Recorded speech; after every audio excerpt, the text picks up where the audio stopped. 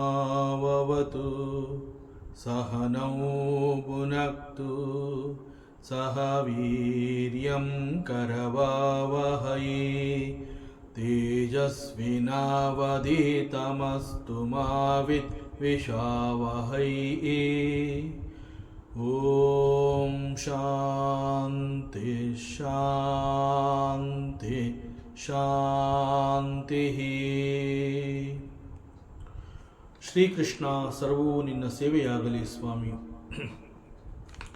ಎಲ್ಲ ಆಧ್ಯಾತ್ಮ ಬಂಧುಗಳಿಗೂ ನಮಸ್ಕಾರ ಮತ್ತು ಜ್ಞಾನದರ್ಶನಂ ವೇದಿಕೆಗೆ ಸ್ವಾಗತ. ಧ್ವನಿ ಗುರುದೇವದಾಗಿರಲಿ, ವಿಚಾರ ಪರಮಾತ್ಮನದಾಗಿರಲಿ, ಹಾಗೂ ಇದು ನನ್ನದಲ್ಲದ ಕರ್ಮವಾಗಲಿ. ಶ್ರೀಮದ್ ಭಾಗವತ ಮಹಾಪುರಾಣ 11ನೇ ಸ್ಕಂದ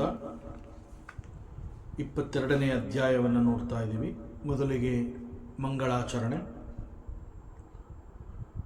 ಜನ್ಮಾದ್ಯಸ್ಯ ಯತೋನ್ವಯಾದಿತರತಃ ಚಾರ್ತೇಷ್ವವಿಘ್ನಸ್ವರಾಟ್ ತೇನೇ ಬ್ರಹ್ಮಹೃದಾಯ ಆದಿಕವಯೇ ಮುಹ್ಯಂತಿ ಯತ್ಸೂರಯಃ ತೇಜೋ ವಾರಿಮೃದಾಂ ಯಥಾ ವಿನಿಮಯೋ ಯತ್ರ ತ್ರಿಸರ್ಗೋ ಮೃಷಾ ಧಾಮ್ನಾ ಸ್ವೇನ ಸದಾ ನಿರಸ್ತಕುಹಕಂ ಸತ್ಯಂ ಪರಂ ಧೀಮಹಿ ನಾರಾಯಣಂ ನಮಸ್ಕೃತ್ಯ ನರಂ ಚೈವ ನರೋತ್ತಮಂ ದೇವೀಂ ಸರಸ್ವತೀಂ ವ್ಯಾಸಂ ತತೋ ಜಯಮುದೀರಯೇತ್.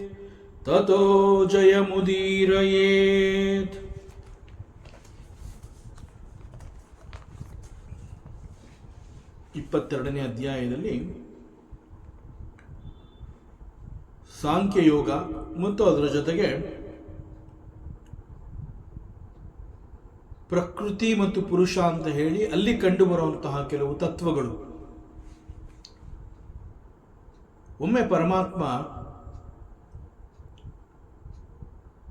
28 ತತ್ವಗಳಿದೆ ಅಂತ ಹೇಳಿರ್ತಾನೆ. ಪುರುಷ ಮತ್ತು ಪ್ರಕೃತಿ ಅಂತ ಹೇಳಿದಾಗ ಪ್ರಕೃತಿಯಲ್ಲಿ 24 ತತ್ವಗಳು, ಪುರುಷ ಅಂತ ಹೇಳಿದಾಗ including purusha and the 3 gunas 4 tattvas. In total there are 28 such tattvas. ಮತ್ತು ಉದ್ದವ ಕೇಳ್ಪಟ್ಟಿರ್ತಾನೆ, ಅನೇಕ ಮಹನೀಯರುಗಳು ಪುರುಷ ಮತ್ತು ಪ್ರಕೃತಿ ಅಂತ ಹೇಳಿದಾಗ ಅಥವಾ ಸಾಂಖ್ಯ ಯೋಗ ಅಂತ ಹೇಳಿದಾಗ ಇಲ್ಲಿ ಇರೋಂತಹ ಒಟ್ಟು ತತ್ವಗಳು ಅಂತಂದಾಗ ಕೆಲವರು ಅಭಿಪ್ರಾಯ ಪಡ್ತಾರೆ, ಎಸ್ ದೇರ್ ಆರ್ 28 ತತ್ವಾಸ್.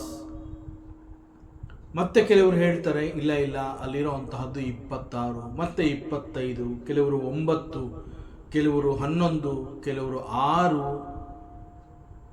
3, ಈ ರೀತಿ ಬೇರೆ ಬೇರೆ ಅಭಿಪ್ರಾಯಗಳನ್ನು ಮಂಡಿಸಿದಾಗ ಉದ್ದವನಿಗೆ ಅನುಮಾನ ಬರುತ್ತೆ. ಈ ವಿಚಾರದಲ್ಲಿ ಅವನ ಮನಸ್ಸಿನಲ್ಲಿ ಅನೇಕ ರೀತಿಯ ಸಂಶಯಗಳು ಹುಟ್ಟುಕೊಳ್ಳುತ್ತೆ.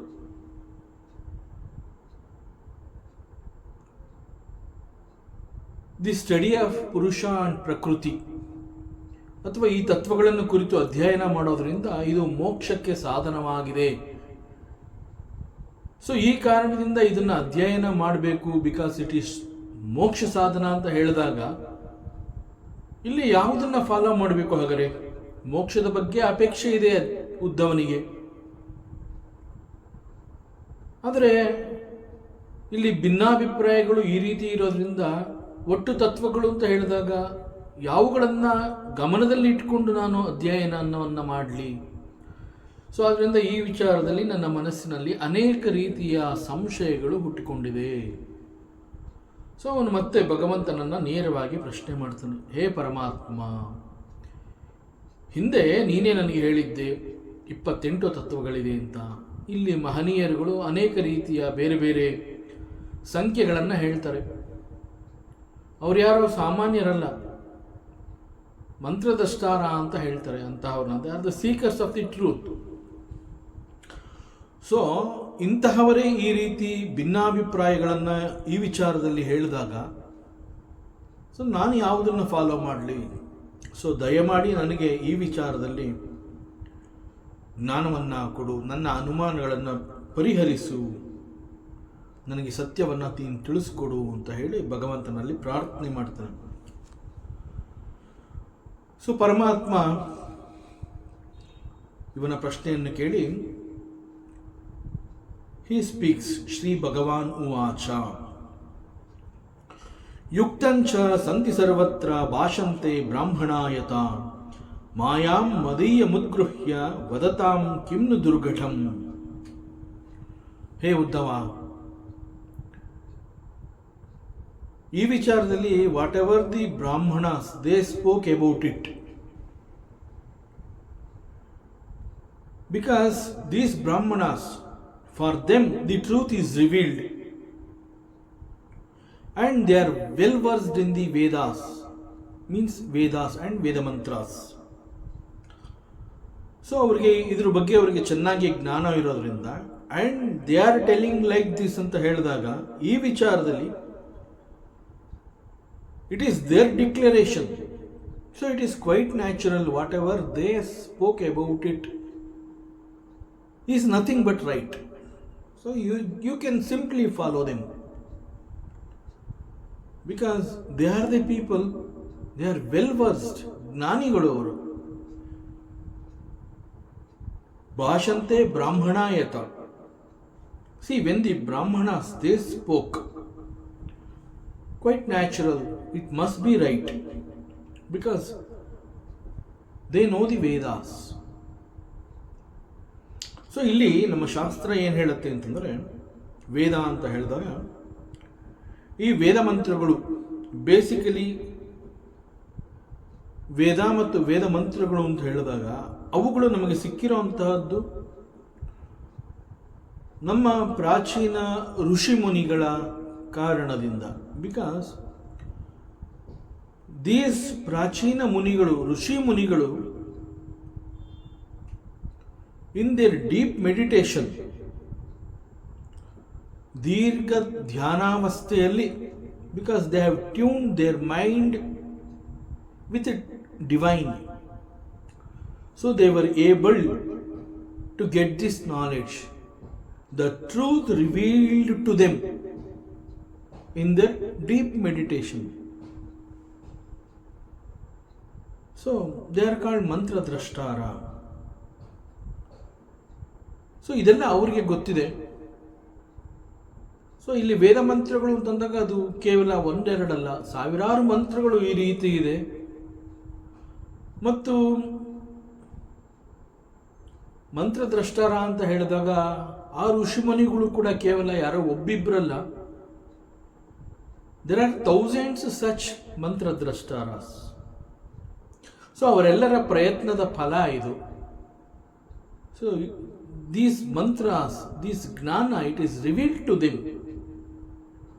ಸೊ ಸಾವಿರಾರು ಲೆಕ್ಕವಿಲ್ಲದಷ್ಟು ಮಂತ್ರಗಳು ಅವರಿಗೆ ಸಿಕ್ಕಿದೆ. ಅವರಿಗೆ ಸಿಕ್ಕಂತಹ ಈ ಒಂದು ಜ್ಞಾನವನ್ನು ಅವರು ಎಲ್ರಿಗೂ ಶೇರ್ ಮಾಡ್ತಾ ಬಂದರು. ಅವರು ಅವರ ಶಿಷ್ಯಂದರಿಗೆ, ಆ ಶಿಷ್ಯಂದರು ಗುರುಗಳಾದ ನಂತರದಲ್ಲಿ ಅವರ ಶಿಷ್ಯಂದರಿಗೆ, ಆ ಶಿಷ್ಯರುಗಳು ಮುಂದೆ ಗುರುವಾಗ್ತಾರೆ, ಆ ಗುರು ತನ್ನ ಶಿಷ್ಯರಿಗೆ, ಹೀಗೆ ಗುರು ಪರಂಪರ. ಸೊ ದಿಸ್ ಜ್ಞಾನ ಒಬ್ಬ ಗುರುವಿನಿಂದ ಪ್ರಾರಂಭ ಆಗಿ ಇಲ್ಲಿಯವರೆಗೆ ಅದು ನಿರಂತರವಾಗಿ ಆ ಜ್ಞಾನ ಪ್ರಸಾರ ಆಗಿದೆ. ಆದರೂ ಕೂಡ ಎಲ್ಲೋ ಒಂದು ಕಡೆ ಕ್ರಮೇಣ ಈ ಮಂತ್ರಗಳು ಒಂದು ವೇಳೆ ನಶಿಸಿ ಹೋಗುವಂತಹ ಸಾಧ್ಯತೆ ಇದೆ. ಈ ಗುರು ಪರಂಪರಾ ಅನ್ನುವಂತಹದ್ದು ಕಂಟಿನ್ಯೂ ಆಗ್ತಾ ಇದೆ ನಿಜ, ಅದರ ಜೊತೆಯಲ್ಲಿ these mantras are to be protected. ಸ್ವಲ್ಪ ಎಚ್ಚರ ತಪ್ಪಿದ್ರೂ ಕೂಡ ನಮ್ಮ ಕೈ ಬಿಟ್ಟು ಹೋಗುತ್ತೆ, ನಶಿಸಿ ಹೋಗುತ್ತೆ. ಸೊ ಈ ಒಂದು ಸತ್ಯವನ್ನ ಅರಿತು ಭಗವಾನ್ ಶ್ರೀ ವೇದವ್ಯಾಸ ಹಿ ಕಂಪೈಲ್ಡ್ ದಿ ವೇದಾಸ್. 4 ಕೆಟಗರಿಗಳನ್ನು ಮಾಡ್ತಾನೆ ಭಗವಾನ್ Vedavyasa.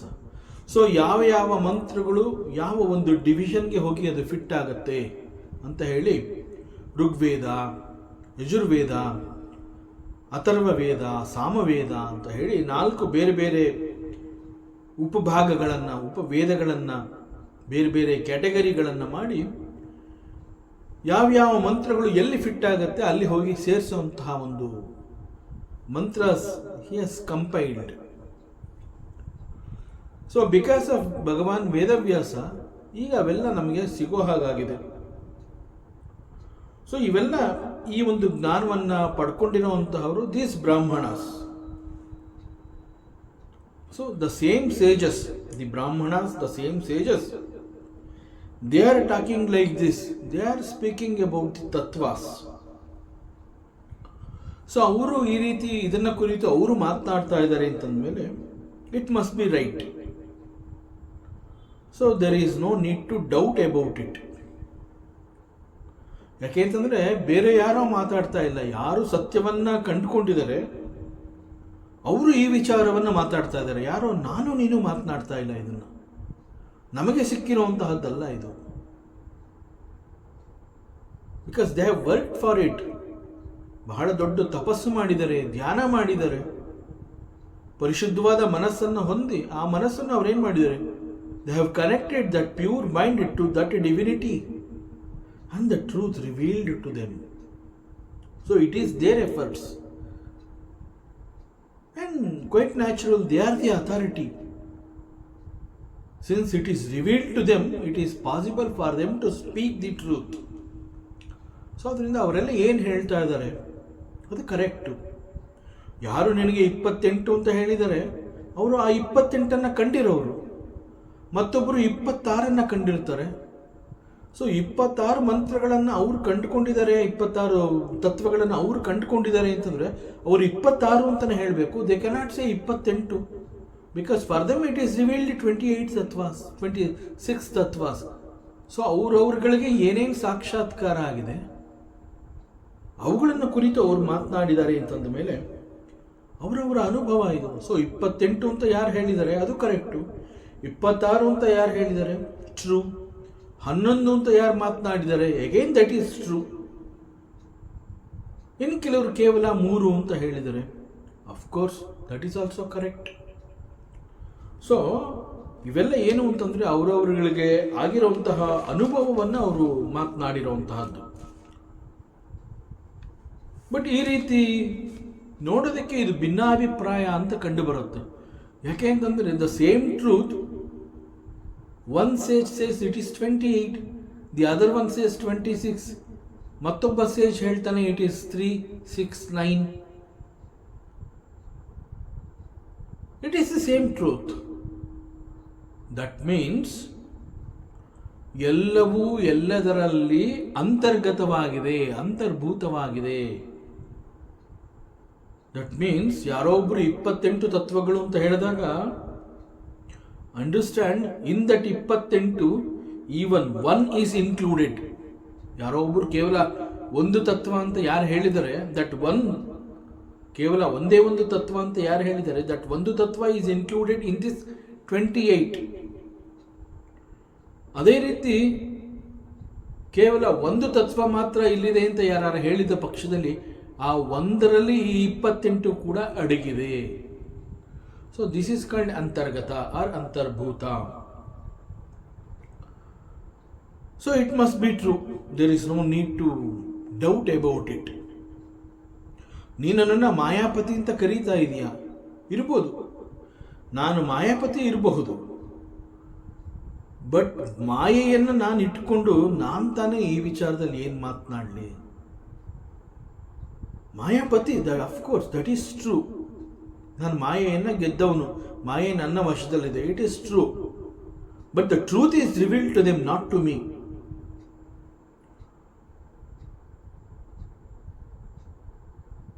So, whatever the Brahmanas or the sages they have declared, that is correct. ಅದರಿಂದ ಈ ವಿಚಾರದಲ್ಲಿ ನಾನು ಹೇಳೋವಂತಹದ್ದು ಎಷ್ಟು ಸಮಂಜಸ? ನಿನ್ನನ್ನು ಕೇಳ್ತಾ ಇದೆಯಾ, ನೀನು ಏನಾದರೂ ಹೇಳು ಅಂತ. ನಾನು ಈ ವಿಚಾರದಲ್ಲಿ ಹೇಳೋದಿಲ್ಲ. ಸೊ ನೀನೇ ಅರ್ಥ ಮಾಡ್ಕೋ. ಸೊ ಒಂದು ರೀತಿಯಲ್ಲಿ ಪರಮಾತ್ಮ ಉದ್ಧವನನ್ನು ಪ್ರಶ್ನೆ ಮಾಡ್ತಾ ಇದ್ದೇನೆ, ನಾ ಹೇಗೆ ನಿನಗೆ ಸಮಂಜಸವಾದ ಉತ್ತರವನ್ನು ಕೊಡಲಿ? You try to understand. ನಾನು ಹೇಗೆ ಹೇಳಲಿ ಇದನ್ನ ಅಂತ ಅವನನ್ನೇ ಪ್ರಶ್ನೆ ಮಾಡ್ತಾ ಇದ್ದಾನೆ. ಯಾಕೆ ಅಂತಂದ್ರೆ ಇಲ್ಲಿ ಭಿನ್ನಾಭಿಪ್ರಾಯ ಅಂತ ಹೇಳ್ತಾ ಇರೋಂತಹದ್ದು ಉದ್ಧವ, ಬೇರೆ ಯಾರೂ ಅಲ್ಲ. ಉದ್ಧವ ಏನು ಹೇಳ್ತಾ ಇದ್ದಾನೆ? ತನ್ನ ಅನುಭವ, ತನ್ನ ಮನಸ್ಸಿನಲ್ಲಿ ಅನೇಕ ಸಂಶಯಗಳು ಹುಟ್ಟಿದೆ. ಸೊ ಅವನ ಮನಸ್ಸಿನಲ್ಲಿ ಹುಟ್ಟಿರುವಂತಹದ್ದು ಇದು ಭಿನ್ನಾಭಿಪ್ರಾಯ.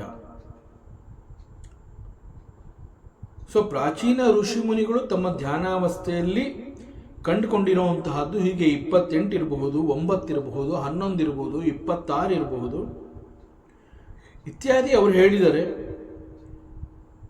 ಬಟ್ ಉದ್ಧವ ನೀನೇನು ಹೇಳಕ್ಕಾಗೋದಿಲ್ಲ. ಯಾಕೆ ಅಂತಂದ್ರೆ you can only listen to them. Because ನೀನು ಮೆಡಿಟೇಷನ್ ಮಾಡಲಿಲ್ಲ, ನೀನು ಧ್ಯಾನವನ್ನು ಮಾಡಲಿಲ್ಲ, ನೀನು ತಪಸ್ಸನ್ನು ಮಾಡಲಿಲ್ಲ, ನಿನಗೆ ಟ್ರೂತ್ ರಿವೀಲ್ ಆಗಿಲ್ಲ. ಸೊ ನಿನಗಿದು ಗೊತ್ತಿಲ್ಲ ಅಂತಂದ ಮೇಲೆ ಗೊತ್ತಿರೋರು ಏನು ಹೇಳ್ತಾ ಇದ್ದಾರೆ, that you have to accept. ಆದ್ರಿಂದ ಇಲ್ಲಿ ಉದ್ಧವ ನೀನು ಯೋಚನೆ ಮಾಡು ಅಂತ ಪರಮಾತ್ಮ ಅವನಿಗೆ ಹೇಳ್ತಾ ಇದ್ದಾನೆ. This Uddhava he has collected all this informations from many mahatmas and many mahatmas have told different number of tattvas. So ಇದರಿಂದ ಉದ್ಧವನಿಗೆ ಅನುಮಾನ ಬಂದಿದೆ. ಅವನು ಯಾರೋ ಒಬ್ಬರು ಇಬ್ಬರನ್ನ ಕನ್ಸಲ್ಟ್ ಮಾಡಲಿಲ್ಲ, ಅನೇಕ ಮಹಾತ್ಮರುಗಳನ್ನು ಫಾಲೋ ಮಾಡ್ದ. ಸೊ ಒಬ್ಬೊಬ್ಬರು ಒಂದೊಂದು ರೀತಿ ಹೇಳಿದ್ದಾರೆ. ಈ ಕಾರಣದಿಂದ ಉದ್ಧವನಿಗೆ ಅನುಮಾನ ಬಂದಿದೆ. ಸೊ ಅದಕ್ಕೆ ಪರಮಾತ್ಮ ಏನು ಹೇಳ್ತಾ ಇದ್ದೇನೆ ಅಂತಂದ್ರೆ, ಬಿಟ್ಬಿಡು ಅದೆಲ್ಲ. ಭಾಷಂತೆ ಬ್ರಾಹ್ಮಣಾಯತ ಅಷ್ಟೇ, you hold on to that. ಇದು ಬ್ರಾಹ್ಮಣರ ಅಭಿಪ್ರಾಯ. ಇಲ್ಲಿ ಪರಮಾತ್ಮ ಭಾಷಂತೆ ಬ್ರಾಹ್ಮಣಾಯತ ಅಂತ ಹೇಳ್ತಾ ಇರುವಂತಹದ್ದು, ಬ್ರಾಹ್ಮಣ ಅಂತ ಹೇಳಿರುವಂತಹದ್ದು ಮಂತ್ರದ್ರಷ್ಟಾರರನ್ನ, ಋಷಿ ಮುನಿಗಳನ್ನ, ದಿ ವೈಸ್ ಪೀಪಲ್, ಅವ್ರನ್ನ ಬ್ರಾಹ್ಮಣ ಅಂತ ಕರೆದಿದ್ದಾರೆ. ಕುಲ ಬ್ರಾಹ್ಮಣ ಅಲ್ಲ, ಜಾತಿ ಬ್ರಾಹ್ಮಣ ಅಲ್ಲ. ಸೊ ಪರಮಾತ್ಮನ ದೃಷ್ಟಿಯಲ್ಲಿ ಬ್ರಾಹ್ಮಣ ಅಂತ ಹೇಳ್ತಾ ಇರುವಂತಹದ್ದು ಬ್ರಹ್ಮಜ್ಞಾನವನ್ನು ಹೊಂದಿರುವಂತಹವನು. So it is not the jati brahmana. So ಒಬ್ಬ ಬ್ರಾಹ್ಮಣ ಹೇಳಿದ್ದಾನೆ ಅಂತಂದರೆ the knower of the truth. So ಈ ಒಂದು ಅರ್ಥವನ್ನು we have to accept here. So ಪರಮಾತ್ಮ ಶ್ರೀಕೃಷ್ಣನ ಪ್ರಕಾರ, so these people have said about it. ಯಾಕೆಂತಂದರೆ ಅವ್ರಗಳಿಗೆ ಇದು ಸತ್ಯ ಅಂತ ಗೊತ್ತಾಗಿದೆ. ಅದರಿಂದ ಈ ವಿಚಾರದಲ್ಲಿ ನಾನು ಏನು ತಾನೇ ಹೇಳಲಿ? ನನಗೇನು ಹೇಳೋದಕ್ಕೆ ವಾಯ್ಸ್ ಇಲ್ಲ. I should not speak. These vicharas are the results of their deep meditation. ಅವರ ದೀರ್ಘ ಧ್ಯಾನದ ಒಂದು ಫಲ ಇದು. That intense tapas. They have done that tapasya for this. So this is called adhyatmic sadhana. They have given their life for this. ತಮ್ಮ ಜೀವನವನ್ನು ಇದಕ್ಕಾಗಿ ಮುಡುಪಾಗಿಟ್ಟರು ಅವರುಗಳೆಲ್ಲ. ಇಡೀ ಬದುಕು I want to know the truth. For this they have meditated. The entire life is dedicated for this truth. ಇದು ಬಿಟ್ಟು ಅವ್ರಿಗೆ ಬೇರೆ ಏನೂ ಬೇಕಿರಲಿಲ್ಲ. That they have realised the truth is revealed to them because of their sincere efforts. So whatever is declared by them, that must be right. So this is their adhyatmic sadhana. So in the journey of their spiritual life towards knowing the truth, they are very sincere. So ನೀನು ಅನುಮಾನ ಪಡುವಂತಹದ್ದಲ್ಲ. ಅವರ sincerity ಬಗ್ಗೆ ನೀನು ಅನುಮಾನ ಪಡೋದು ಒಳ್ಳೆಯದಲ್ಲ. So ಇಲ್ಲಿ ಅನುಮಾನ ಅಥವಾ ಸಂದೇಹ ಯಾಕೆ ಬರುತ್ತೆ? ಬಿಕಾಸ್ ಇಟ್ ಈಸ್ ನಾಟ್ ಉದ್ದವಾಸ ಸ್ಟ್ರೈಟ್ ಎನ್ಕ್ವೈರಿ. ಯಾಕೆ ಅಂತಂದ್ರೆ ಈಗ ಫಾರ್ ಎಕ್ಸಾಂಪಲ್ ನಾವು ರಾಮಾಯಣ ಅಂತ ಹೇಳಿದಾಗ there is Valmiki Ramayana, there is Kambaramayana, there is Tulsi Ramayana. ಹೀಗೆ many people have written about Rama and they call it Ramayana. So ಬರೆದಿರುವವರ ದೃಷ್ಟಿಯಲ್ಲಿ ವ್ಯತ್ಯಾಸಗಳನ್ನು ನೀನು ನೋಡ್ತಾ ಇದೆಯಾ, ಬಟ್ ಬರೀಬೇಕಾದ್ರೆ ಅವರಲ್ಲಿ ಯಾವ ವ್ಯತ್ಯಾಸ ಇಲ್ಲ. That is why they have written. They were able to write because ಅವ್ರಿಗೆ ಯಾವ ರೀತಿಯ ಅನುಮಾನ ಇರಲಿಲ್ಲ. ವಾಲ್ಮೀಕಿ ಅವನ ಜ್ಞಾನ ದೃಷ್ಟಿಯಲ್ಲಿ ಏನು ಬಂದಿದೆ ಅದನ್ನು ರಾಮಾಯಣ ಅಂತ ಬರೆದ. That became Valmiki Ramayana. ಮತ್ತೊಬ್ಬ ಸಂತ ಗೋಸ್ವಾಮಿ ತುಳಸಿದಾಸ್ ಜಿಯವರು ಅವರು ಭಕ್ತಿಯನ್ನು ಮುಖ್ಯವಾಗಿ ಇಟ್ಕೊಂಡು ರಾಮಾಯಣವನ್ನು ಬರೆದಿದ್ದಾರೆ. ಸೊ ಅವರ ದೃಷ್ಟಿಯ ಪ್ರಕಾರ ಅವರು ಏನು ರಾಮ ಅಂತ ಹೇಳಿದಾಗ ಭಕ್ತಿಯನ್ನು ಇಟ್ಟು ಆ ರಾಮಾಯಣವನ್ನು ಯಾವ ದೃಷ್ಟಿಯಲ್ಲಿ ನೋಡಿದರೆ that he has written. So they are sincere in their efforts. Valmiki is sincere. Sant Goswami Tulsidas, he is sincere, and somebody else has written Adhyatma Ramayana, somebody else has written, and he is sincere in his efforts. So ಆ ರೀತಿಯಲ್ಲಿ ನಿನಗೆ ಸಂಖ್ಯೆಗಳನ್ನು ತಿಳಿಸಿದಾರಲ್ಲ, 28 ತತ್ವ ಇದೆ, 26 ತತ್ವ ಇದೆ, ಅಥವಾ 25 ತತ್ವ ಇದೆ, ಅಥವಾ 11 ಮಾತ್ರ ಇದೆ, ಅಷ್ಟೊಂದೆಲ್ಲ ಇಲ್ಲ ಅಂತ ಯಾರ್ಯಾರು ಏನೇನು ಹೇಳಿದ್ದಾರೆ ಅದೆಲ್ಲ ಅವರವ್ರ ಪ್ರಕಾರ ಸತ್ಯ. ಅವರು ಕೂಡ they have put their sincere efforts for this, and according to the tapasya what they did, the truth is revealed to them. Whether it is 26, 25, 28, whatever it is, ಒಂದರಲ್ಲಿ ಒಂದು ಅಂತರ್ಗತವಾಗಿದೆ, ಎಲ್ಲ ಅಂತರ್ಭೂತವಾಗಿದೆ, ಎಲ್ಲವೂ ಎಲ್ಲದರಲ್ಲಿ ಸೇರಿಕೊಂಡಿದೆ. ಸೊ ಅದರಿಂದ ಅಲ್ಲಿ ವ್ಯತ್ಯಾಸ ಇಲ್ಲ. ಅವುಗಳನ್ನು ಸ್ವೀಕರಿಸುವಂತಹ ನಿನ್ನ ಪ್ರಯತ್ನದಲ್ಲಿ ವ್ಯತ್ಯಾಸ ಇದೆ. ದಟ್ ಈಸ್ ವೈ ಇಲ್ಲಿ ನೀನು ಬಂದು ನನ್ನನ್ನು ಕೇಳ್ತಾ ಇದೆಯಾ. ಸಪೋಸ್ ಸ್ಟ್ರೈಟ್ ಅವೇ ನೀನೇನವೇ ಹೌದು ಎಲ್ಲವೂ ಎಲ್ಲದರಲ್ಲಿ ಅಂತರ್ಗತವಾಗಿದೆ ಅನ್ನೋಂತಹದ್ದೇನಾದ್ರು ನಿನಗೆ ಗೊತ್ತಿದ್ದಿದ್ರೆ ನೀನು ಕೂಡ ಈ ಒಂದು ಪ್ರಶ್ನೆಯನ್ನು ನನ್ನನ್ನು ಮಾಡ್ತಾ ಇರಲಿಲ್ಲ. ನಾನು ಹೇಗೆ ತಿಳ್ಕೊಂಡೆ ಈ ಮಹಾತ್ಮರುಗಳು ಏನು ಹೇಳಿದ್ದಾರೆ ಅದೇ ಕರೆಕ್ಟು. ಯಾಕೆಂತಂದ್ರೆ ಎಲ್ಲವೂ ಎಲ್ಲದರಲ್ಲಿ ಇದೆ. Truth is one always. There cannot be two or 3 truths.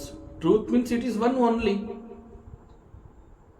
That one truth for him according to 28 tattvas, for the other person it is 26, for somebody else it is 11, 9, 6, 3, that's all. Truth is always one. So while accepting the truth, ನಿನ್ನ ಮನಸ್ಸಿನಲ್ಲಿ ವ್ಯತ್ಯಾಸ ಇದೆ, ಅದಕ್ಕೆ ನಿನಗೆ ಇಂತಹ ಅನುಮಾನ ಬಂದಿದೆ, ನೀನು ಬಂದು ನನ್ನನ್ನು ಕೇಳ್ತಾ ಇದೆಯಾ. ಸೊ ಎಲ್ಲವೂ ಎಲ್ಲದರಲ್ಲಿ ಅಂತರ್ಗತವಾಗಿದೆ ಅಂತಂದಾಗ there is no need to get doubts. ಅದರಿಂದ ನೀನು ಜಸ್ಟ್ ಬಿಕಾಸ್ ನಾನು ಮಾಯಾಪತಿ ಅಂತ ಬಂದ್ಬಿಟ್ಟು ನನ್ನನ್ನು ಯು ಟೆಲ್ ಮೀ ಅಂತಂದರೆ ನಾನು ಒಪ್ಕೋತೀನಿ. ನೀನು ನನ್ನನ್ನು ಮಾಯಾಪತಿ ಅಂತ ಕರೆದಿರೋದ್ರಿಂದ ಎಸ್ ಹೌದು ನಾನು ಮಾಯಾಪತಿ ಅಂತ ಹೇಳ್ತೀನಿ. But I cannot give any declaration about this. I am not the authority. The authorized people are those rishis, those mantra drashtaras, seekers of that truth, the brahmanas, bhashante brahmanayata. They are the people and they are right. Adrinda it is your shallow mind. So ನಿನ್ನ ಮನಸ್ಸಿನಲ್ಲಿ ಇಂತಹ ಒಂದು ಸಂಶಯ ಬಂದಿದೆ. The question you have raised is from the surface level. So if the question is genuine, don't worry. The nature will provide the answers. So totally depends on your urge. ನಿನ್ನ intense ಆಸಕ್ತಿ ಯಾವ ರೀತಿ ಇದೆ ಇದನ್ನು ತಿಳ್ಕೋಬೇಕು ಅಂತ, ಅದಕ್ಕೆ ತಕ್ಕಂತೆ you will get the answer. Don't worry, but understand ಎಲ್ಲವೂ ಎಲ್ಲದರಲ್ಲಿ ಅಂತರ್ಗತವಾಗಿದೆ. ಅಂಡ್ ಪರಮಾತ್ಮ ಹಿ ಕಂಟಿನ್ಯೂಸ್, ನೈತದೇವಂ ಯಥಾತ್ವಂ ಯದಹಂ ವಚ್ಮಿ ತತ್ತತ ಏವಂ ವಿವದತಾಂ ಹೇತುಂ ಶಕ್ತಯೋ ಮೇ ದುರತ್ಯಯ. ಪರಮಾತ್ಮ ಮತ್ತೆ ಮುಂದುವರಿಸಿ ಹೇಳ್ತಾನೆ, ಆಕ್ಚುಲಿ ಇಲ್ಲಿ ಯಾವ ರೀತಿಯ ಜನಗಳು ನನ್ನ ವಾದ ಸರಿ ಅಥವಾ ನಾನು ಹೇಳ್ತಾ ಇರೋಂತಹದ್ದು ಸರಿಯಾಗಿದೆ ಅಥವಾ ತಪ್ಪಾಗಿದೆ ಈ ರೀತಿ ಫೈಟ್ ಮಾಡ್ತಾ ಇರೋಂತಹವ್ರು ಯಾರು ಅಂತ ತಿಳ್ಕೊಂಡಿದ್ಯಾ?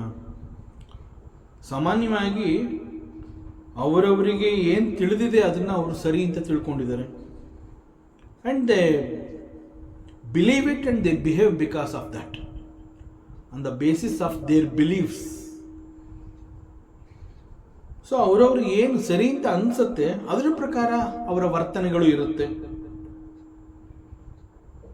ಈಗ some people they say I am ವೈಷ್ಣವ.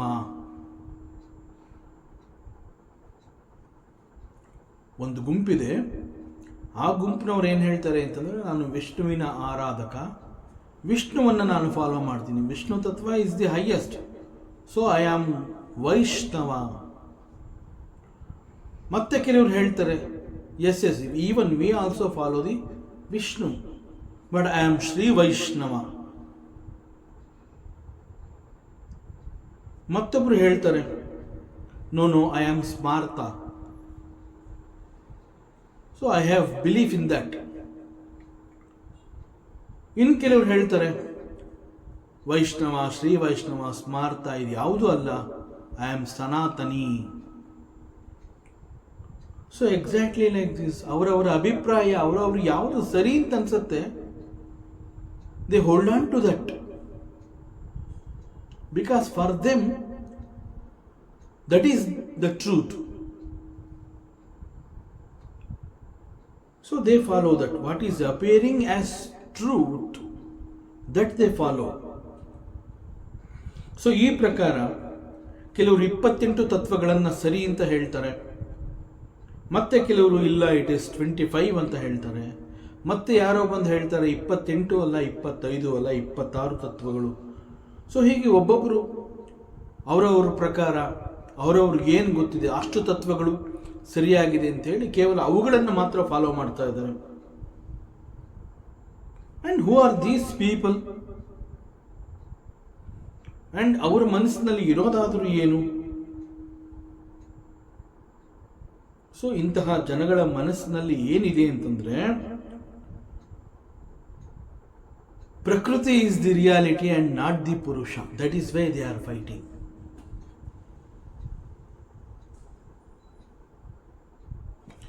ಒಟ್ಟು 28 ತತ್ವಗಳು ಅಂತ ಹೇಳಿದಾಗ ಅಲ್ಲಿ 24 ತತ್ವಗಳನ್ನು ಪ್ರಕೃತಿಯಲ್ಲಿ ನೋಡಿ, ಇನ್ನು 4 ತತ್ವಗಳನ್ನು ಪುರುಷನಲ್ಲಿ ನೋಡಿ, ಒಟ್ಟು ಇರುವಂತಹದ್ದು 28 ತತ್ವಗಳು.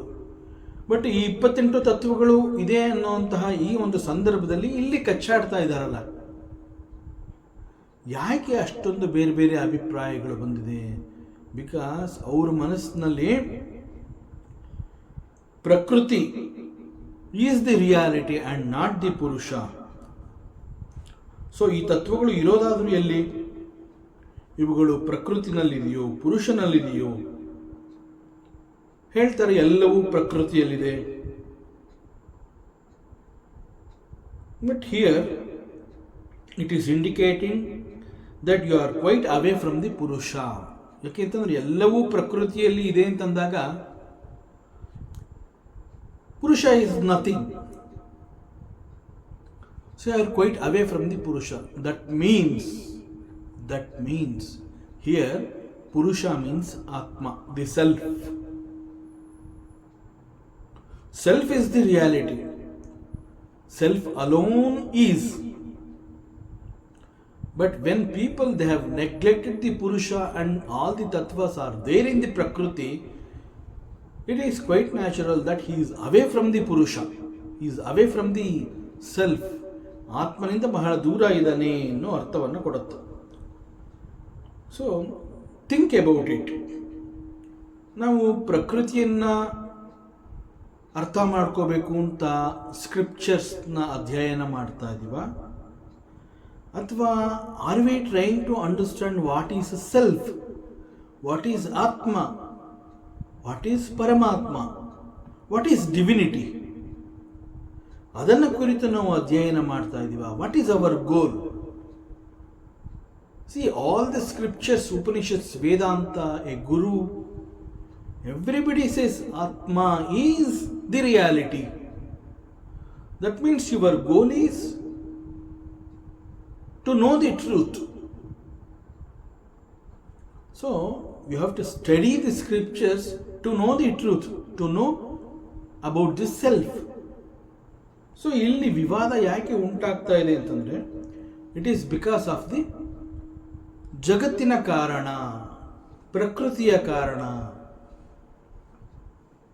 ಬಿಕಾಸ್ ಫಾರ್ ಯು ಜಗತ್ತು is the reality, not the ಆತ್ಮ. ಸೊ ಜಗತ್ತಿನ ಕಾರಣದಿಂದ ಇಲ್ಲಿ ಈ ರೀತಿಯ ವಿವಾದಗಳು ಉಂಟಾಗ್ತದೆ. ಅದರಿಂದ ಇಲ್ಲಿ ಪರಮಾತ್ಮ ಹೇಳ್ತಾ ಇದ್ದಾನೆ, ನನ್ನ ಶಕ್ತಿಗಳು ಅಂತಂದರೆ ಇಟ್ ಈಸ್ ಸತ್ವ, ರಜೋ ಅಂಡ್ ತಮೋ ಗುಣ ಇತ್ಯಾದಿಗಳು. That is my Shakti. So ಈ ಮೂರು ಗುಣಗಳ ವೃತ್ತಿಯ ರಹಸ್ಯವನ್ನು ಜನಗಳು ತಿಳ್ಕೊತಾ ಇಲ್ಲ. ಪುರುಷ ಅಂತ ಹೇಳಿದಾಗ ಅಲ್ಲಿ 4 ತತ್ವಗಳು ಅಂತಂದಾಗ ಅಲ್ಲಿ ಕೊಟ್ಟಿರುವಂತಹ ಎಕ್ಸ್ಪ್ಲನೇಷನ್ ಏನು? 1 is the self and the 3 gunas.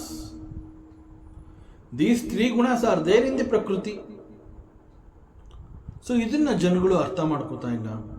ಇದಕ್ಕೆ ಬದಲಾಗಿ ಜಗತ್ತಿನ ಕಾರಣವನ್ನು ಇಟ್ಕೊಂಡು ಅವರವರ ಭಾವಕ್ಕೆ ಅನುಸಾರವಾಗಿ ಅವರವರ ಬುದ್ಧಿಮಟ್ಟಿಗೆ ಏನು ತೋಚುತ್ತೆ ಅದನ್ನು ಮುಂದೆ ಇಟ್ಕೊಂಡು ವಾದ ವಿವಾದ ಎಲ್ಲ ಮಾಡ್ತಾ ಇದ್ದಾರೆ. But it is of no use, because reality lies there. Atma is the reality, it is there. ಸತ್ಯ ಅಲ್ಲಿದೆ. But these people, they are away from the purusha and they want to know and they study about the prakriti, which is of no use. Because again in the entire Prakriti, these 3 gunas are there.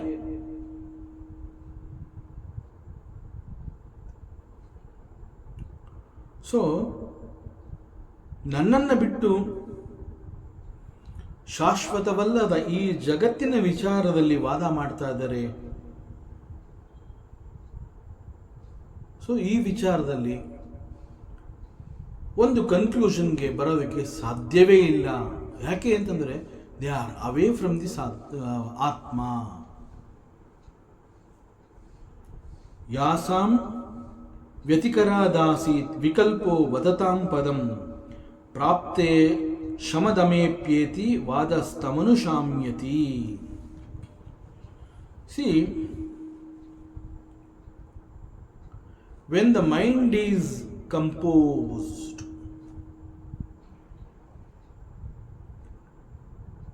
Mind is composed ಅಂತಂದರೆ ಮನಸ್ಸಿನ ಸಮಾಧಾನಕರ ಸ್ಥಿತಿಯನ್ನು ಕುರಿತು ಹೇಳುವಂತಹದ್ದು.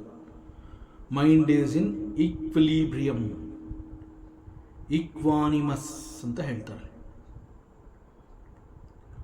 So it means mind is very very calm, it is composed, mind is balanced.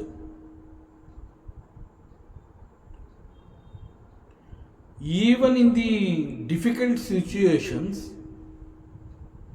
if the mind is stable and firm, that mind can be called as the balanced mind, calm mind, composed mind. Situation may be anything, because situation antandage it is outside. If the mind is composed, means you are with Atma.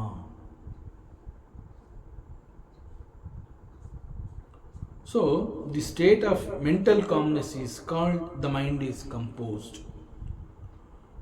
That means mind is not hijacked by the diversities or the multiplicity of this jagat.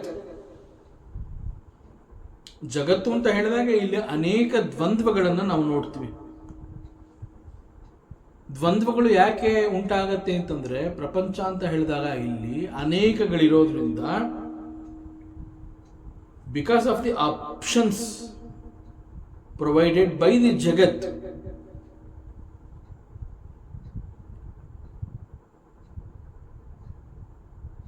ಅಲ್ಲಿ you are made to choose, because you have so many things in front of you. Mind cannot go and pick just one. So ಆಗ ನೀನು ಆಯ್ಕೆ ಮಾಡ್ಕೋಬೇಕಾಗತ್ತೆ, ಅಲ್ಲಿ options ಇರುತ್ತೆ. Then there cannot be any impact on the mind, because there are too many things.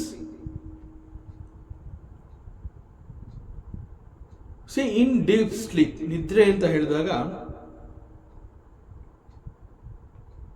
Wear is the mind, where is the world? In deep sleep there is no mind, there is no world, there are no objects, no options, there is nothing, absolutely nothing. So ಅಲ್ಲಿ nothing ಅಂತ ಹೇಳಿದಾಗ, no knowledge can happen in the deep sleep. There is no past, there is no future, there is no present, there is nothing. No knowledge can happen. Nothing will be there in the deep sleep.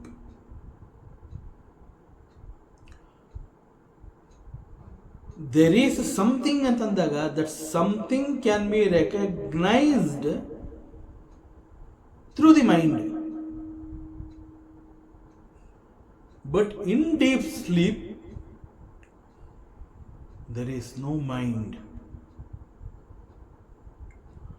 So ಈ ವಿಷಯದಲ್ಲಿ the wise people they say, ಜ್ಞಾನಿಗಳು ಏನು ಹೇಳ್ತಾರೆ ಅಂತಂದ್ರೆ,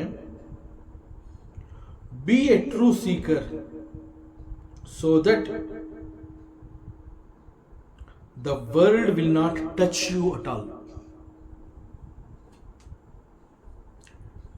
See, ಕೇವಲ ಸತ್ಯ ಮಾತ್ರ ನನಗೆ ಬೇಕು ಅಂತ ಹೇಳಿದಾಗ,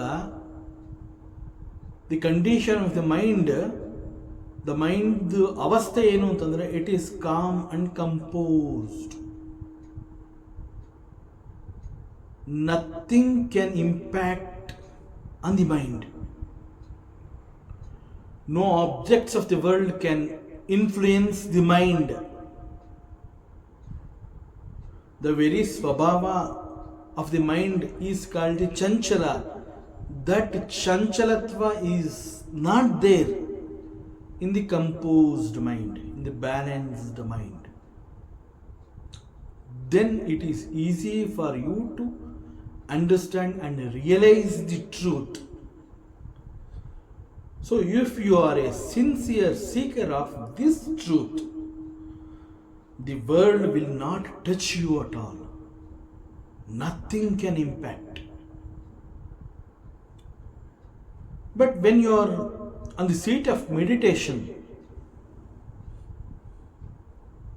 ನಾನು ಧ್ಯಾನವನ್ನು ಮಾಡ್ತೀನಿ, ಧ್ಯಾನ ಮಾಡಬೇಕು ಅಂತ ಹೇಳಿ ನಾನು ಕಣ್ಮುಚ್ಕೊಂಡು ಕೂತ್ಕೊಂಡಾಗ ಏನಾಗುತ್ತೆ, it is definite that you will get so many questions and the world appears before you. You see so many objects, there are so many options, there are dvandvas, there are questions, there are doubts, and so many things.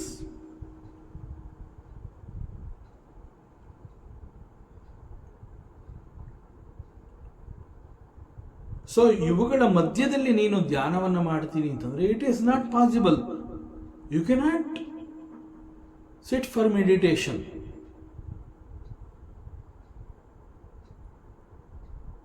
Because the world will disturb you. You will see the world and it will disturb you. World ಅಂತ ಹೇಳಿದಾಗ there is no doubt there will be always questions. World ಅಂತ ಹೇಳಿದಾಗ it will throw you questions.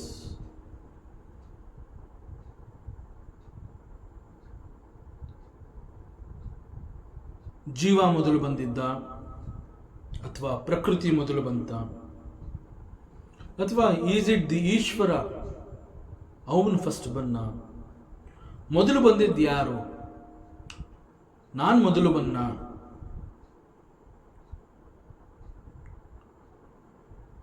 So who came first, ಹೀಗೆ ನಾನಾ ರೀತಿಯ ಪ್ರಶ್ನೆಗಳು ಬರುತ್ತೆ. ಭಾಗವತದಲ್ಲಿ ಒಂದು ಕಡೆ ಇದರ ಬಗ್ಗೆ ಒಂದು ಪ್ರಸ್ತಾಪ ಇದೆ. ಮೊದಲು ನಾನು ಬಂದಿದ್ದ,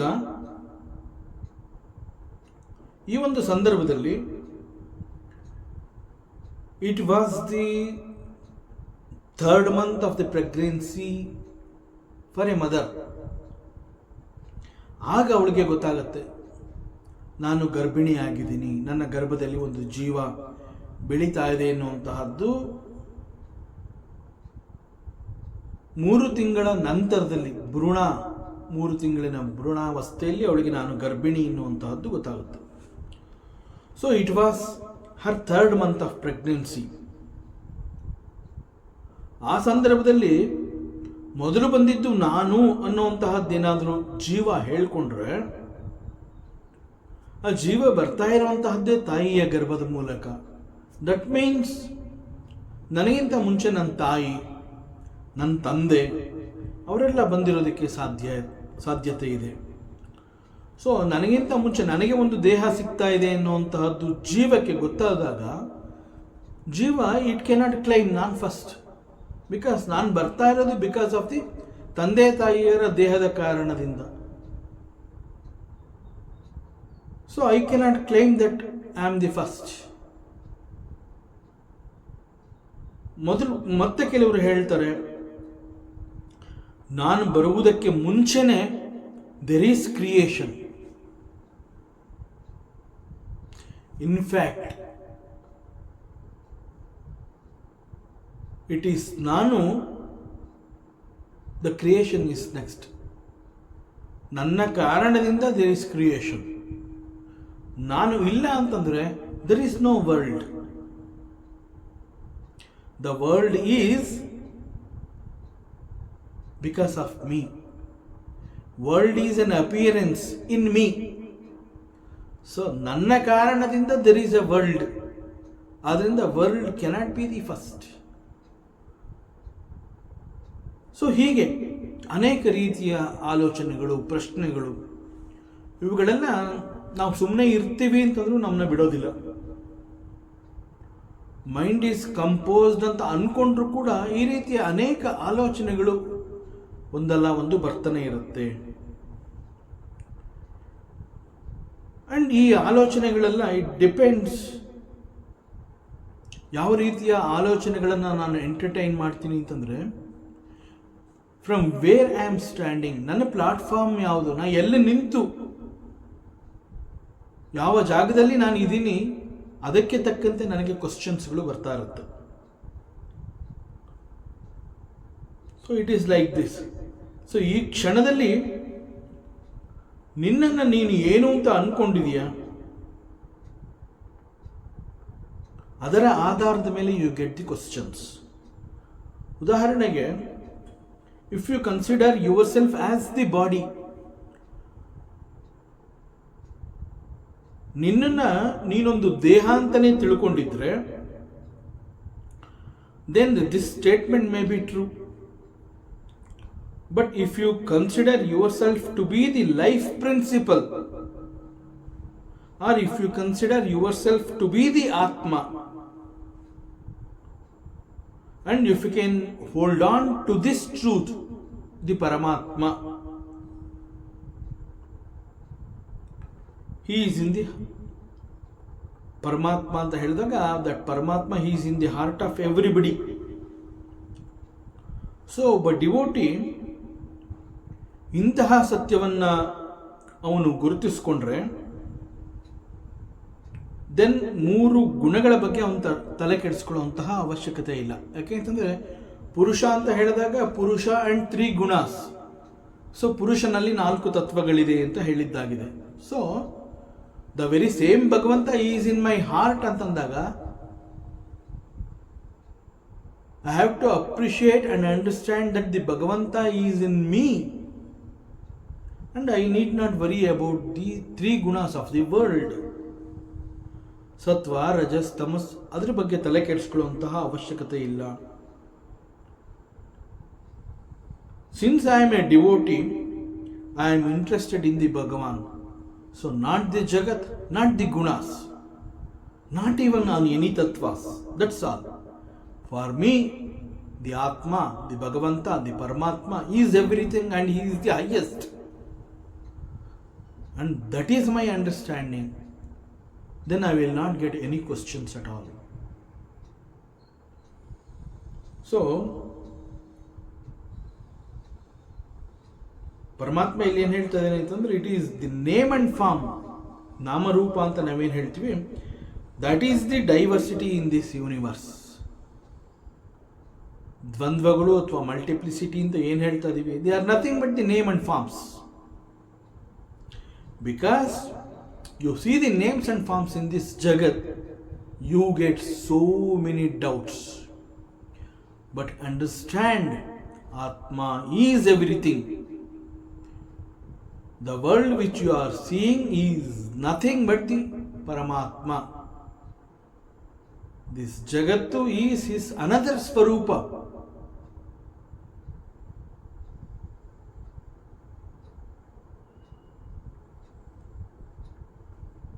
So because of this dvandvas, name and forms, we come across so many questions. So ಅನೇಕ ಸಂದರ್ಭಗಳಲ್ಲಿ ಕ್ವಶನ್ಸ್ ಬರುತ್ತೆ. ನಾನು ಯಾರು? Who am I? What is this ಜಗತ್ ಅಂಡ್ ಹೂ ಈಸ್ ಈಶ್ವರ? ಜೀವ, ಜಗತ್ತು, ಈಶ್ವರ ಯಾರು? ಹೀಗೆ ಅನೇಕ ಪ್ರಶ್ನೆಗಳು. It is all because of the name and form. ನಾನು ಈಸ್ ಅಹಂಕಾರ, the world is an appearance, ಈಶ್ವರ ಈಸ್ ದಿ ಆತ್ಮ. It is the Paramatma alone appearing as the Jiva and Jagat. So ಹೀಗೆ this is the truth. But ಇಲ್ಲಿ question ಮಾಡ್ತಾ ಇರೋದೆಲ್ಲ ಯಾರು ಅಂತಂದ್ರೆ the people who are interested in the Prakriti and who are seeing the multiplicities, dvandvas in this Jagat, they are raising these questions. So ನಮ್ಮ attention, ನಮ್ಮ ಗಮನ ಪ್ರಕೃತಿಯ ಮೇಲೆ ಹೋದಾಗ what will happen? The number of thoughts will get increase in the mind. ಪ್ರಕೃತಿಯನ್ನು ಕುರಿತು ನಾವು ಎಷ್ಟೆಷ್ಟು ಹೆಚ್ಚು ಯೋಚನೆ ಮಾಡ್ತಾ ಇರ್ತೀವಿ, ಅಷ್ಟಷ್ಟು ಹೆಚ್ಚು ಹೆಚ್ಚು ಪ್ರಶ್ನೆಗಳು ನಮ್ಮಲ್ಲಿ ಆಲೋಚನೆಗಳಾಗಿ ಹರಿದಾಡೋದಕ್ಕೆ ಸಾಧ್ಯ. ಯಾವ ಕ್ಷಣದಲ್ಲಿ ನಮ್ಮ ಗಮನ ಪರಮಾತ್ಮನ ಮೇಲೆ ಹೋಗುತ್ತೆ, ಪ್ರಕೃತಿಯನ್ನು ಬಿಟ್ಟು, ಜಗತ್ತನ್ನು ಬಿಟ್ಟು ಆತ್ಮನ ಕಡೆಗೆ ಶಿಫ್ಟ್ ಆಗುತ್ತೆ, ಆಗ ಯಾವ ಯಾವ ಯೋಚನೆಗಳನ್ನ ನಾವು ಗುರುತಿಸ್ತಾ ಇದ್ವಿ ಎಲ್ಲ gets reduced. So it's all because we consider ourselves to be the body, mind and intellect. We have conveniently forgotten that I am the ಆತ್ಮ. Because of this forgetfulness, we get so many questions. Because of these questions, we suffer.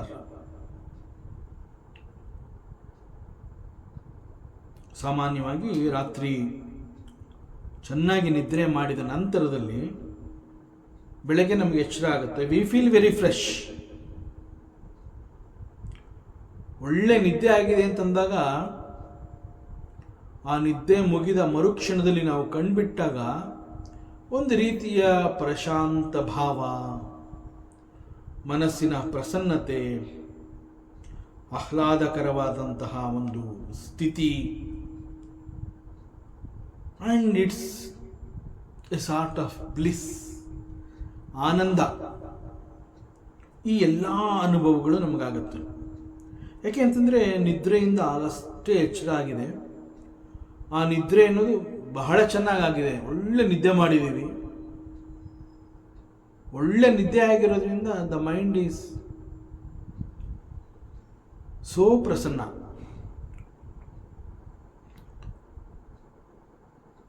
Slowly ಏನಾಗುತ್ತೆ, ಕ್ರಮೇಣ ನಮ್ಮ ಅಟೆನ್ಷನ್ನು ಪ್ರಪಂಚದ ಕಡೆಗೆ ನುಗ್ಗತ್ತೆ. ನಿದ್ರೆನಲ್ಲಿ ಇದ್ದಾಗ ಅಲ್ಲಿ ಏನೊಂದು ಇಲ್ಲ. ನಿದ್ರೆನಲ್ಲಿ there is no mind, there is no body, no world at all, there is nothing, no knowledge can happen. But ನಿದ್ರೆ ಮುಗೀತು, ಎಚ್ಚರ ಆಯಿತು.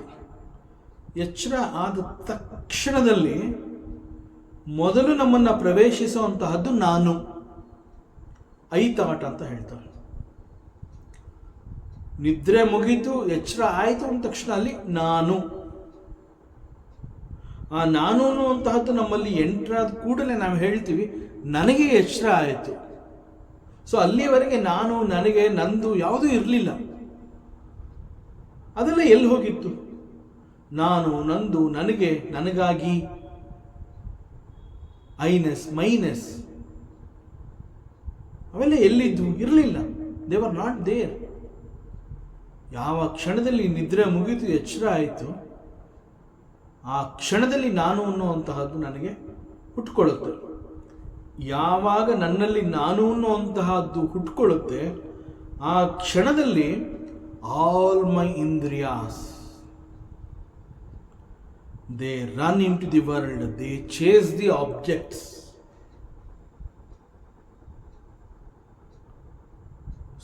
ಗಮನ ಪ್ರಪಂಚದ ಕಡೆಗೆ ನುಗ್ಗೋದಕ್ಕೆ ಪ್ರಾರಂಭ ಮಾಡುತ್ತೆ.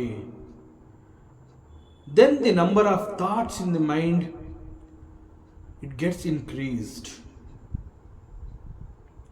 And these thoughts, they are very powerful also. Because they are very powerful, it is quite natural that we lose the sense of bliss. ನಿದ್ರೆಯಿಂದ ಎದ್ದ ತಕ್ಷಣ ಏನೋ ಒಂದು ಆನಂದವನ್ನು ಅನುಭವಿಸ್ತಾ ಇದ್ವಿ, ಆ ಆನಂದ ಆಲ್ಮೋಸ್ಟ್ ನಮ್ಮಿಂದ ಕಣ್ಮರೆಯಾಗಿ ಹೋಗುತ್ತೆ. ಅನೇಕ ಬೇರೆ ಬೇರೆ ಕ್ವಶನ್ಸು, ಬೇರೆ ಬೇರೆ ಚಿಂತೆ, ಬೇರೆ ಬೇರೆ sufferings, so many tasks, the all start appearing in front of us. ಎಲ್ಲಿ ಹೋಯಿತು ಆ ಸಂತೋಷ? ಎಷ್ಟು ಚೆನ್ನಾಗಿತ್ತಲ್ಲ ಬೆಳಗ್ಗೆ ಎದ್ದ ತಕ್ಷಣ.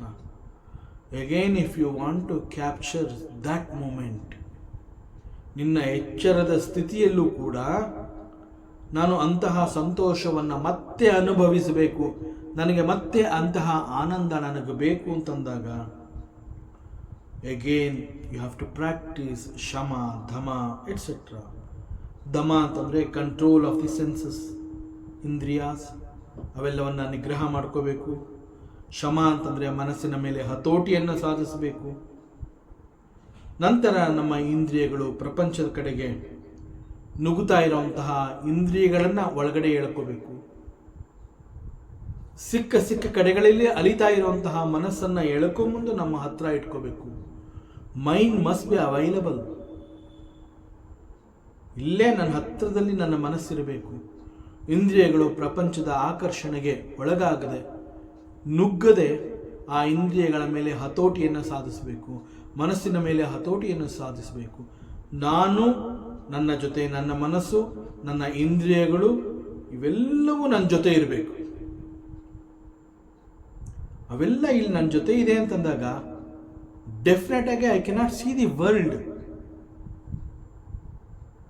World can be seen only when our indriyas they rush into the world. ಅವುಗಳು ನುಗ್ಗತ್ತಿವೆ ಅಂತಂದಾಗ ನನಗೆ ಆಗ ಓಹೋ there is something called the ಪ್ರಪಂಚ. ಇಲ್ಲ ಅಂತಂದ್ರೆ no, you don't remember the world at all. Who wants world? It is for the mind that the world is required. ಕುಣಿತಾ ಇರುವಂತಹ ಮನಸ್ಸು ಸಮಾಧಾನವಾಗಬೇಕು, ಅದಕ್ಕೆ ತೃಪ್ತಿ ಸಿಗಬೇಕು, ಆನಂದ ಸಿಗಬೇಕು. It wants comfort zone, pleasures, thinking that it is there in the world.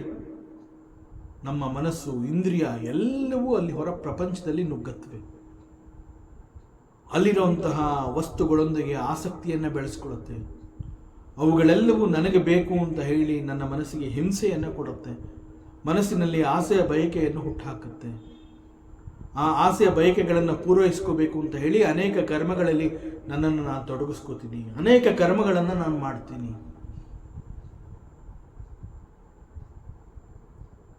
It is all because only when I see the world, ಪ್ರಪಂಚ ನನ್ನ ಕಣ್ಣೆದುರಿಗೆ ಬಂದಾಗ ಐ ಗೆಟ್ ಡಿಸ್ಟರ್ಬ್ಡ್. ಸೊ ಅದರಿಂದ ಪ್ರಪಂಚದ ಆಕರ್ಷಣೆಗೆ ನನ್ನ ಮನಸ್ಸು ಮತ್ತು ಇಂದ್ರಿಯಗಳು ಒಳಗಾಗದಂತೆ ಅವೆಲ್ಲವನ್ನ ನಾನು ಶಮ, ದಮ ಇತ್ಯಾದಿ ಪ್ರಾಕ್ಟೀಸ್ಗಳ ಮೂಲಕ ಅವುಗಳ ಮೇಲೆ ಹತೋಟಿಯನ್ನು ಸಾಧಿಸ್ತಿದ್ದೇ. ಆದರೆ ಒನ್ಸ್ ಅಗೇನ್ ಡೀಪ್ ಸ್ಲೀಪ್ ನಂತರದ ಆ ಒಂದು ಕ್ಷಣ ಆನಂದ, the bliss,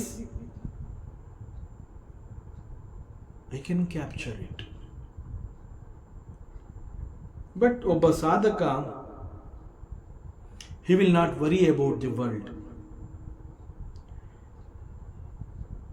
It is only because of the maturity of the mind which he is having, which he is carrying all through.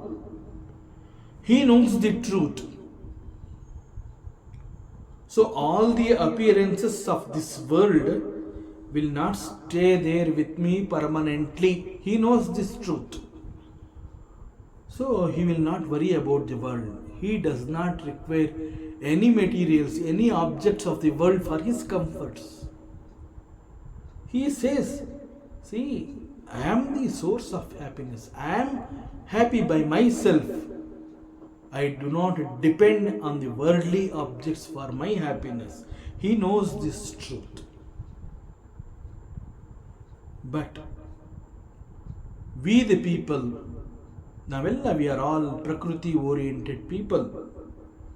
ನಾವು ಅನೇಕಗಳನ್ನು ಈ ಜಗತ್ತಿನಲ್ಲಿ ನೋಡ್ತೀವಿ, ಪ್ರಕೃತಿಯಲ್ಲಿ ನೋಡ್ತೀವಿ.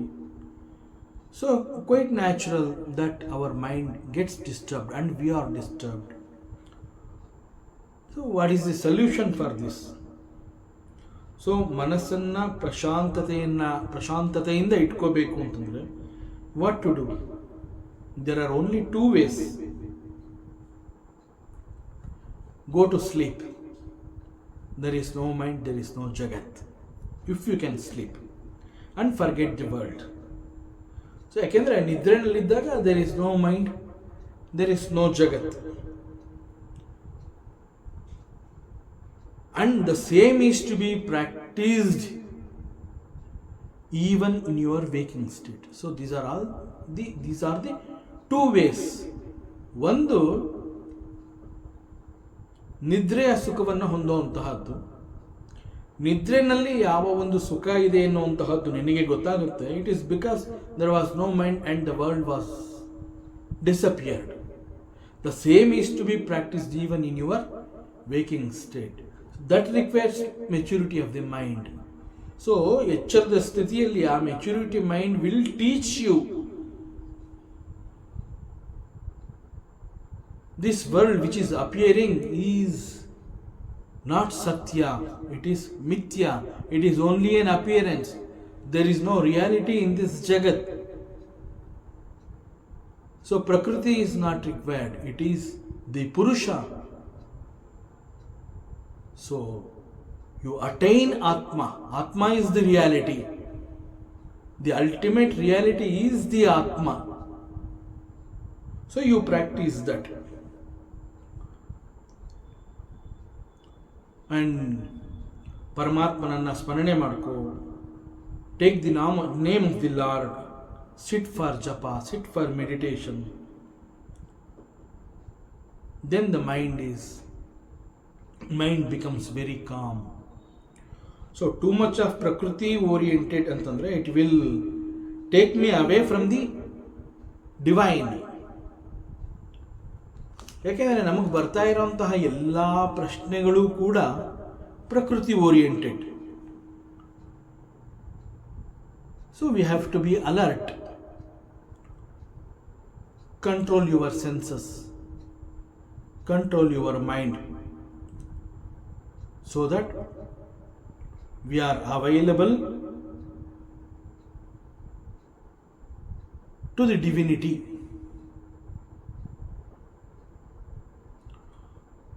So we have to be available to the divinity, then only the mind becomes calm. But how to practice this? One, it is through shama and dama.